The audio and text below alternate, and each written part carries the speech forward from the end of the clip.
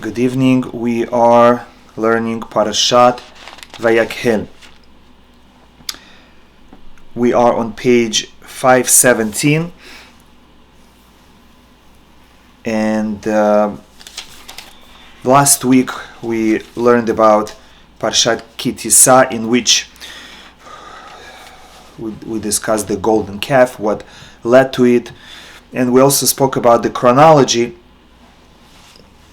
that really the Parsha of golden calf happened earlier, right after the giving of the Torah, when Moshe went up for 40 days to the mountain, and then when he came back he broke the tablets because of the golden calf. Then he went up to the mountain again for 40 days to ask for forgiveness, and then he went up to the mountain for a third period of 40 days to receive the second set of the tablets. And he came down from the mountain on Yom Kippur, and the day after Yom Kippur Hashem told him to start building the Mishkan, the tabernacle, and they collected the funds and the materials, and they started building, and they completed all the parts of the Mishkan until Chanukah. They started right after Yom Kippur until Chanukah, and then they decided to wait until Nisan, and 7 days before the Rosh Chodesh of Nisan, they started the assembly of the Mishkan, and they assembled it 7 times on 7 days, and they disassembled it 7 times on 7 days, until finally on Rosh Chodesh Nisan they assembled it and it started functioning.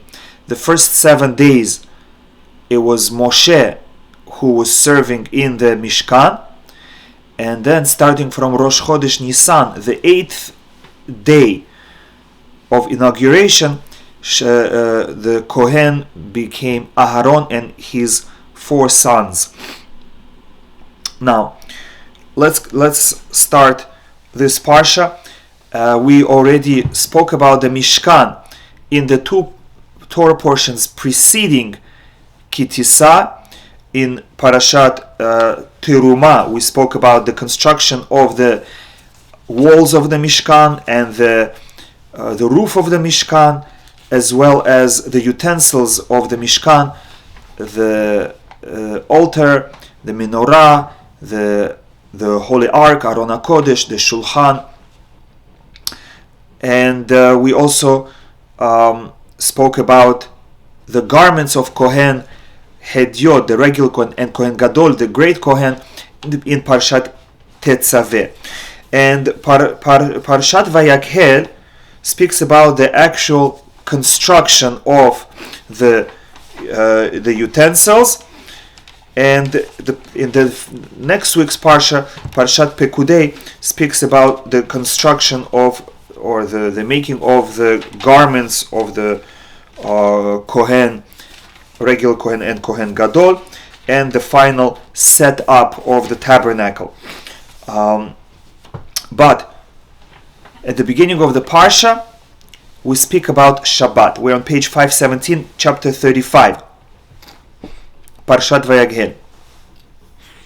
Now, someone is asking a good question: why is the story of the golden calf out of order? And that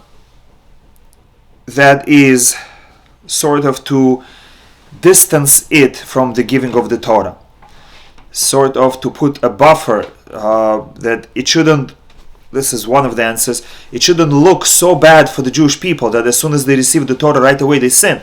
So we put Parshat Mishpatim, we put Parshat Teruma, we put Parshat Tetzaveh, 3 parshiyot, as a sort of to create distance from Parshat Yitro until Parshat Kitisa.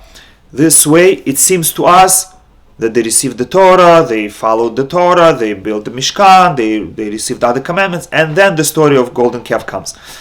Otherwise, the Talmud calls it's a bride who had an affair with another man while being under the chuppah. That's what the Talmud calls it. A very, very grave sin. While she is under the chuppah, committing her loyalty to her new husband, she already sins. So too the Jewish people, while they were still by the mountain, Mount Sinai, they are already serving an idol besides Hashem, to whom they pledge their allegiance. So for the honor of the Jewish people, not to embarrass them so much, the Torah puts the story of the golden calf further away from the receiving of the Torah. Okay, so on page 517, chapter 35, Parshat Vayakhel, Moshe assembled the entire assembly of the children of Israel and said to them, "These are the things that Hashem commanded to do them." What is the great announcement? This is what Hashem commanded to do. The great announcement is, on 6 days work may be done. What kind of work? The work that we spoke previously, the construction of the Mishkan. But on the 7th day shall be holy for you, a day of complete rest for Hashem. Whoever does work on it shall be put to death. That's verse 2. Here in verse 2, similar to previous Torah portion, we learn that Shabbat is more important than Beit HaMikdash. Not only you shouldn't go to your business and your place of work to earn money for yourself, but even work that is for God is not allowed. Even construction of the Holy Temple cannot be done on Shabbat. And certainly, construction of our homes or working to earn money for ourselves, that for sure is forbidden on Shabbat. This is a general rule that the Torah tells us the greatest novelty, something we would not think of. If the Torah told us, don't go to your job on Shabbat, we might think, I'm not allowed to go to my job, but to build the temple should be permitted. We would come out with a wrong conclusion. So the Torah tells us, even something that you would think is allowed, I'm forbidding you. Even building Beit HaMikdash is not allowed. And now it also tells us what the punishment is, shall be put to death, and we know that there are various punishments, at least 3 for desecrating Shabbat. Someone who knows what Shabbat is, and he knows that this particular work is forbidden on Shabbat, and there are witnesses who warn him that he shouldn't do it, and he still does it, such a person deserves death penalty through human court, and the death penalty is stoning. However, what if a person does know about the severity of Shabbat, and he does know what is forbidden to do on Shabbat, but there are no witnesses, then he gets karet, then he gets spiritual excision, early death, and his soul becomes spiritually blemished. And then, if a person knows about Shabbat, he knows that it's forbidden to do this particular work on Shabbat, but he forgot for that moment. By habit, for example, he usually lights fire and smokes when he wakes up early in the morning, and he wakes up early on Shabbat, he forgot that it's Shabbat, and he strikes a match, lights a cigarette. And then he remembers, oh, it's Shabbat. What should I do? So he transgressed, but it's what we call a shogeg, by mistake, through forgetfulness or negligence. Such a person has to, of course, apologize, do teshuvah, and then he has to bring korban chatat, a sin offering. The sin offering is what he needs to do in order to receive complete atonement. First comes teshuvah, and then the sin offering. So there are 3 levels in desecration of Shabbat: knowing and willful desecration with witnesses, death penalty with human court; knowing and willful desecration without witnesses, that's karet; and knowing but not willful. He forgot. He didn't want to desecrate Shabbat, but he forgot. But he knew about Shabbat. And for that, he needs to bring the sin offering. In the 2 most strict cases, in the death penalty and in karet, he also needs to do teshuvah. He also needs to ask forgiveness from Hashem, apologize, and take upon himself that he's not going to do it again. And nevertheless, if it's a death penalty, he still has to go through the death penalty. However, if it's karet, teshuvah will actually save him from karet. So anyone who, knowing there is Shabbat, still desecrates Shabbat without witnesses, which includes most people, all they need to do is to turn to Hashem and say, Hashem, I apologize for desecrating Shabbat. I'm not going to do it anymore. And that saves him from karet. A very easy way to get atonement. Now, verse 3 actually gives us a detail about Shabbat. Until now we speak about Shabbat in general terms. Don't do work on Shabbat. And we learn from the Mishkan, from the tabernacle, what work is. And now the Torah says a detail, specific prohibition. You shall not kindle fire in any of your dwellings on the Shabbat day. So from here we learn that one of the 39 prohibited labors on Shabbat is lighting fire.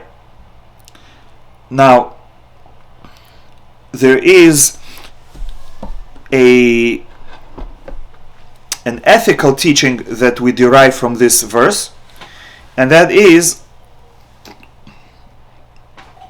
what does it mean? You shall not kindle fire. Ethical masters teach us that we're talking about the fire in your heart, which means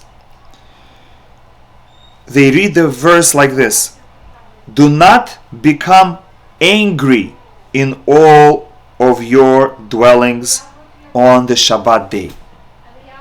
The Shabbat day is a day of rest.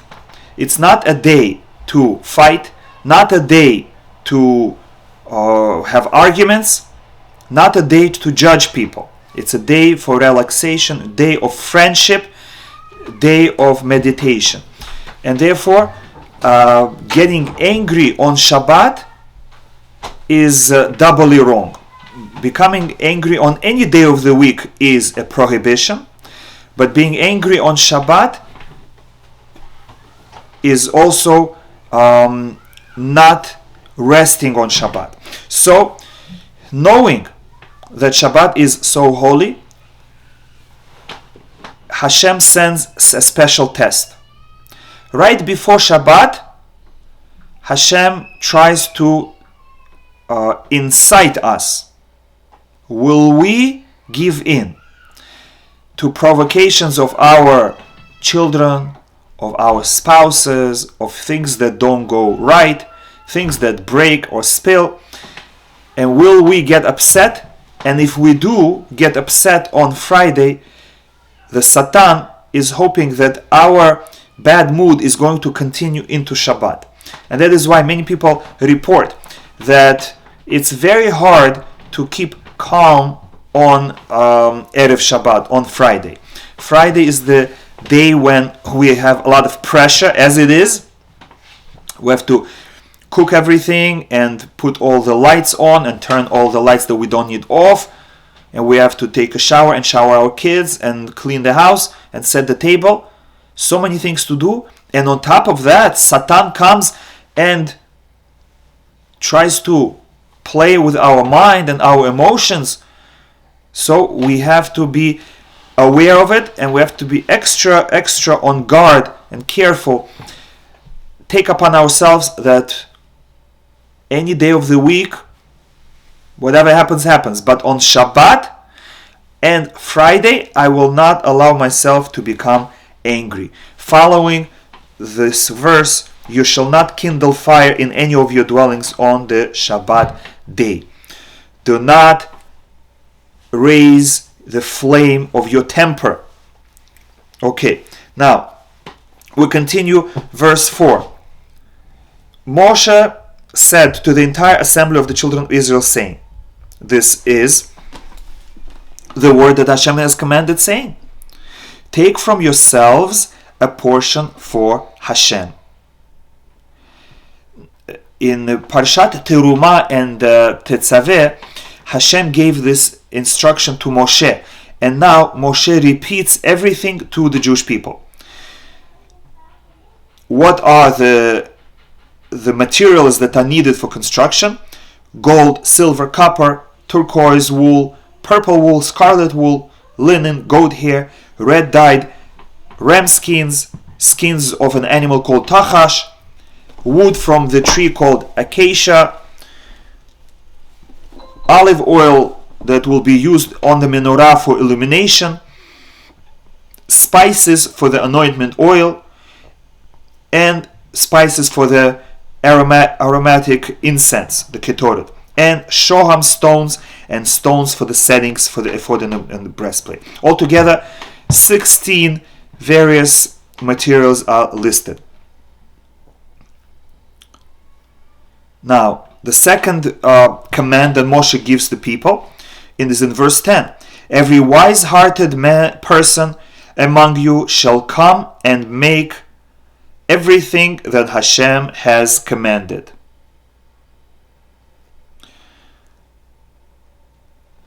Now, here is once they got the contributions, the materials, now the workers come to make the parts of the tabernacle. What are they? The three covers. One is called tabernacle, one is called the tent, and one is called the cover, as we discussed in Parshat Teruma. It's hooks, planks, bars, pillars, and sockets. That's for the structure, the physical structure of the tabernacle. Then in verse 12 come various utensils: the ark and its poles, the cover in front of the ark, the cover of the ark, I apologize, and the partition curtain in front of the ark. The table and whatever makes up the table, its poles, its utensils, the showbread. Verse 14, the menorah for illumination. And now we're on page 519. All the various utensils used for menorah. In verse 15, the incense altar, the golden altar that was in the holy, used for ketoret, for the incense.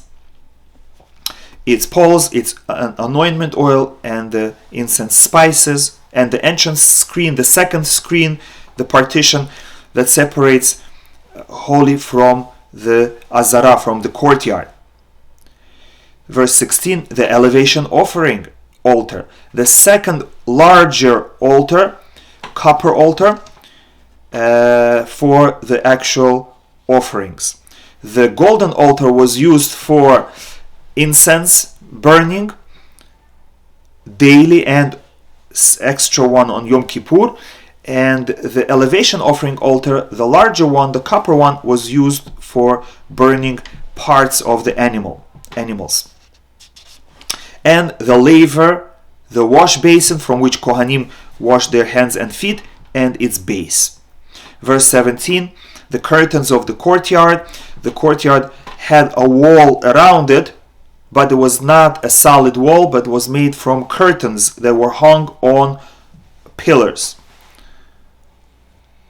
as well as the screen of the gate of the courtyard. This was the third gate for the entrance to the courtyard. And then there was another screen for the entrance to the tabernacle itself, the holy, and then there was another gate for the entrance into the Holy of Holies. In verse 19, the knit vestments to serve in the sanctuary. This refers to the special cloth that was used to cover utensils while traveling. Before disassembling the tabernacle, the Kohanim would walk in to the tabernacle. They would bring special cloths. We read about it later in Torah, the various layers, and they would put each utensil, like menorah, into one cloth, wrap it up, then put it in another cloth, wrap it up, and only then the Levites would come and carry these utensils, because the Levites, as well as other Jewish people, were not allowed to gaze, to stare, to look at these utensils. And the sacred vestments for Aaron and for his sons to minister. These are already the garments of Kohanim. Verse 20, the entire assembly of the children of Israel left Moshe's presence to bring the materials and to construct the Mishkan. Now, verse 21 and on describes how the people donated. They were so excited, they did it quickly, and they did even more than asked. Every man whose heart inspired him came, and everyone whose spirit motivated him brought the portion of Hashem for the work of the tent of meeting, for all its labor, and for the sacred vestments. The man came with the women. Everyone whose heart motivated him brought bracelets, and various other jewelry is listed, all sorts of gold ornaments. Verse 23, every man who had turquoise, purple, and scarlet wool, or linen, or goat hair, red dyed ram skins, and tahar skins, brought them. And the paragraph continues how they brought other materials. And in verse 25, every wise-hearted woman spun the wool with her hands. And the Talmud says that they had a special gift, a talent, that they could already spin the wool while it was still on the sheep.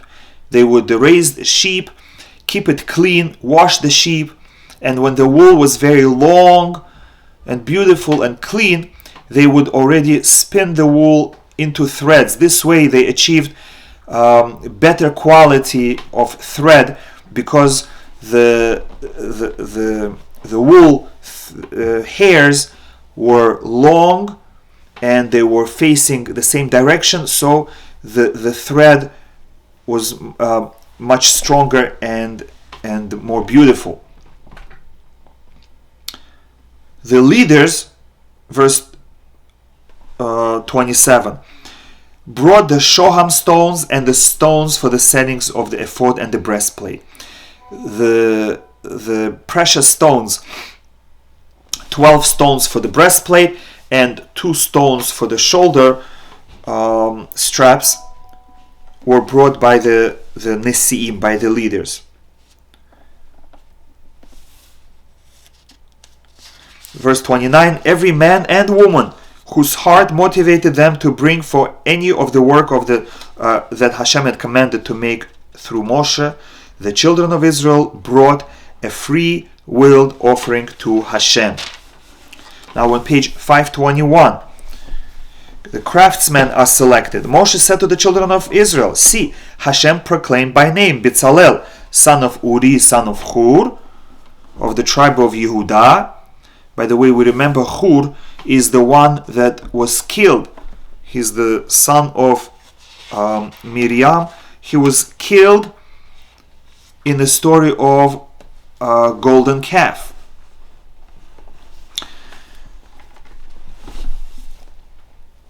He filled him with godly spirit, with wisdom, insight, and knowledge, and with every craft, to weave designs, to work with gold, silver, and copper, stone cutting for setting, and wood carving, to perform every craft of design. And our sages say that Bezalel was 13 years old, only 13. He was very young, which was an additional miracle. As it is, for one man who just came from Egypt to know all these crafts, weaving, goldsmith, silversmith, coppersmith, stone cutting, wood carving, designing, was already miraculous. And for a 13-year-old boy to know all that, this way everyone understood that Hashem is on their side. Hashem desires their service, and Hashem inspires them to do the work properly. Verse 34, he gave him the ability to teach others. He was like a leader and a teacher. Him and his assistant, Aholiav, son of Achisamach of the tribe of Dan. He filled them with a wise heart to do every craft of the carver, weaver, of designs, and embroider. Now, chapter 36.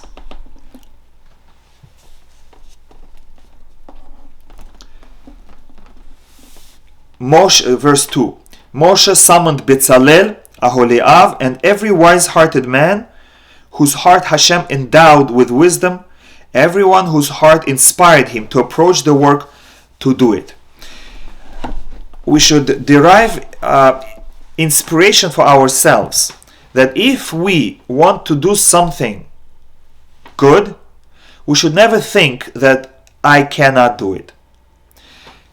If we want to do something good, there is always a way. Like it says, if there is a will, there is a way. What's the way? The way is that God will give you whatever you're missing, whether it is in materials, finances, or in ability. As long as you want to do something good, you commit to doing it, and the rest is up to Hashem. He will inspire you, He will give you the right advice, He will connect you to proper people, and you will accomplish. That is why these words are repeated again and again. Every wise-hearted man whose heart Hashem endowed with wisdom, whose heart inspired him to approach the work to do it. Now, verse 3.